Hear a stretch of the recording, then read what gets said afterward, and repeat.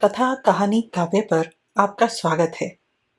उद्धार गुरुदेव रवींद्रनाथ टैगोर की लिखी हुई अत्यंत लघु कहानी है। इंग्लिश में इसका अनुवाद सेव्ड के नाम से हो चुका है। सन 1900 में लिखी हुई यह कहानी हम आपके लिए आज ऑडियो फॉर्म में लेकर आए हैं। इस कहानी में आप लंबाई कम होने के कारण इसकी गहराई को कम मत समझिएगा।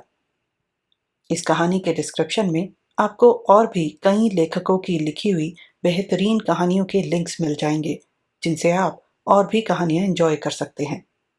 आइए सुनते हैं उद्धार, मेरे यानी मनीषा के साथ।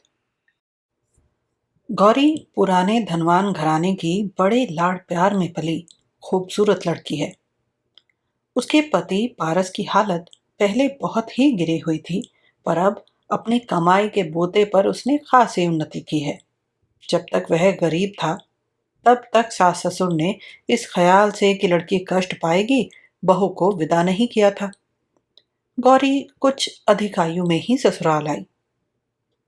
शायद इन्हीं कारणों से पारस अपनी खूबसूरत जवान बीवी को पूरी तरह अपने हाथ की चीज नहीं समझता था, और आदत में शक तो उसकी बीमारी बनकर समा गया था।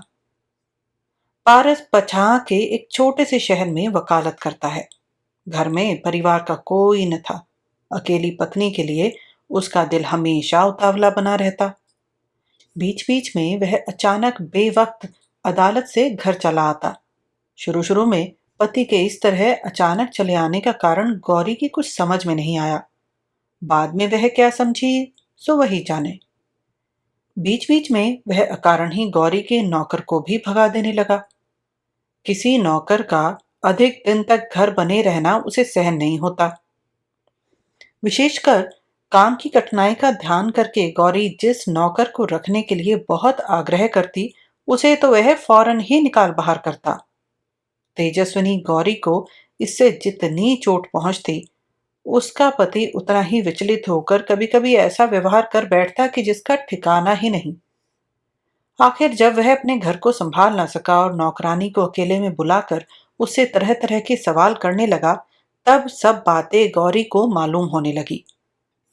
कम बोलने वाली स्वाभिमानी स्त्री अपमान की चोट खाकर शेरनी की तरह भीतर ही भीतर उबलने लगी और घुमड़ने लगी, और इस पागल संदेह ने दंपत्ति के बीच में पड़कर खंड प्रलय की तरह दोनों को बिल्कुल बेरुखा कर दिया।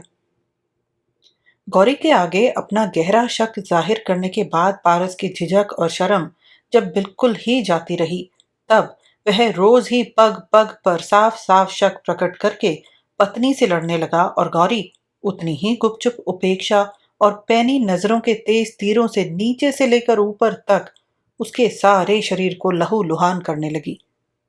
इस तरह दाम्पत्य सुख से छूटकर उस बे औलाद युवती ने अपना सारा अंतर्मन धर्म की चर्चा में लगा दिया।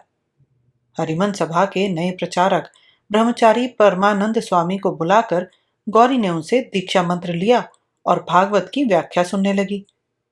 नारी हृदय का सारा बेकार का प्रेम एकमात्र रूप में एकत्र होकर गुरुदेव के चरणों में लौटने लगा। परमानंद के साधु चरित्र के संबंध में किसी को भी कोई शक न था। सभी उनकी पूजा करते थे, किंतु पारस उनके बारे में मुंह खोलकर शक प्रकट न कर सकने के कारण अधिक बेचैन हो उठा, और उसका शक दिखाई न पड़ने वाले फोड़े की तरह धीरे धीरे खुद उसी के मन को कुरेद कुरेद कर खाने लगा। एक दिन जरा सी किसी बात पर जहर निकल आया। पत्नी के सामने वह दुष्चरित्र पाखंडी कहकर गाली देने लगा, और कहते कहते कह बैठा, तुम अपने शालिग्राम को छूकर धर्म से बताओ तो उस बगुला भगत से मन ही मन प्यार करती हो या नहीं। गौरी पांव तले दबी नागिन की तरह एक पल में उग्र रूप धारण करके झूठी होड़ से पति को छेड़ते हुए भरे हुए गले से बोल उठी, हाँ करती हूं, तुम्हें जो कुछ करना हो सो कर लो। पारस उसी समय घर को ताला लगाकर पत्नी को ताले में बंद करके अदालत चला गया। बर्दाश्त से बाहर गुस्से में भरकर गौरी ने किसी तरह दरवाजा खोल लिया, और उसी समय वह घर से बाहर निकल गई। परमानंद अपनी एकांत कोठरी में बैठे शास्त्र पढ़ रहे थे।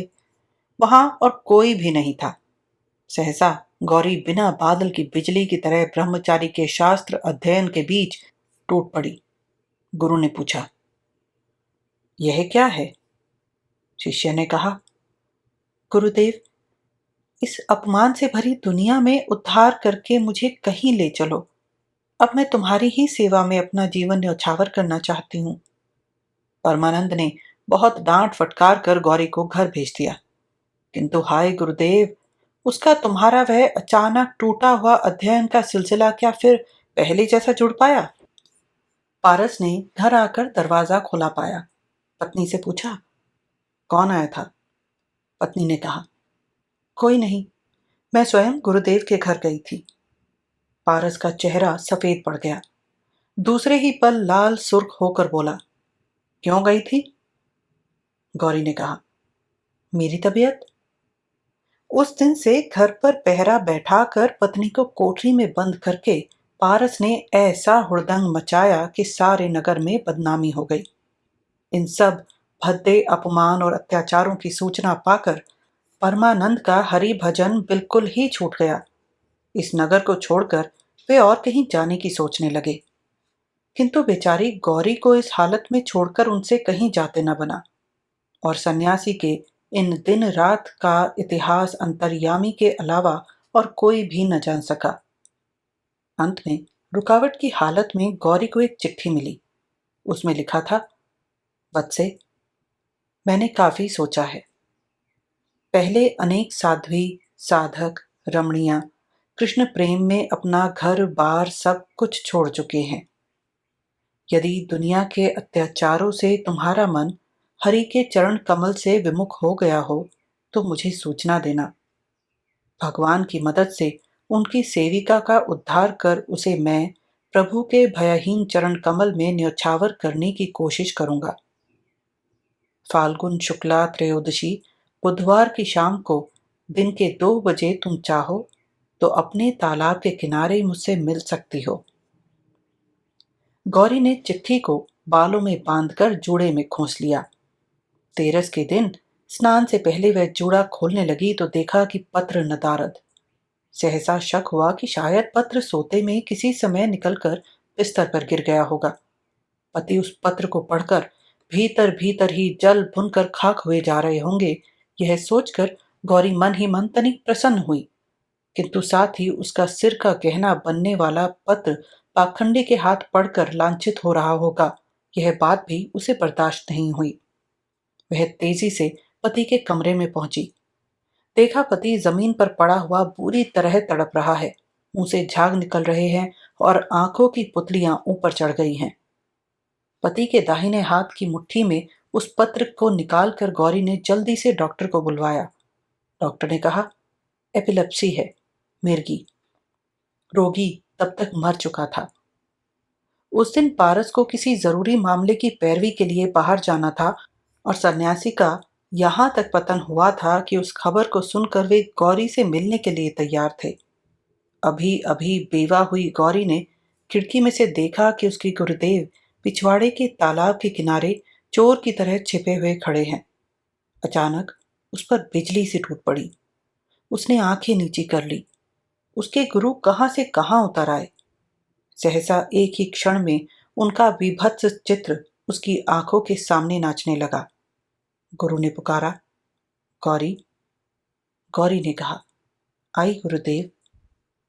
मरने की खबर पाकर पारस के मित्र वगैरह जब घर के भीतर पहुंचे तब देखा कि गौरी भी पति की बगल में मरी पड़ी है। उसने विष खा लिया था और इस जमाने में इस आश्चर्यजनक साथ साथ प्राण त्यागने के उदाहरण से सती की महानता ने सबको दंग कर दिया।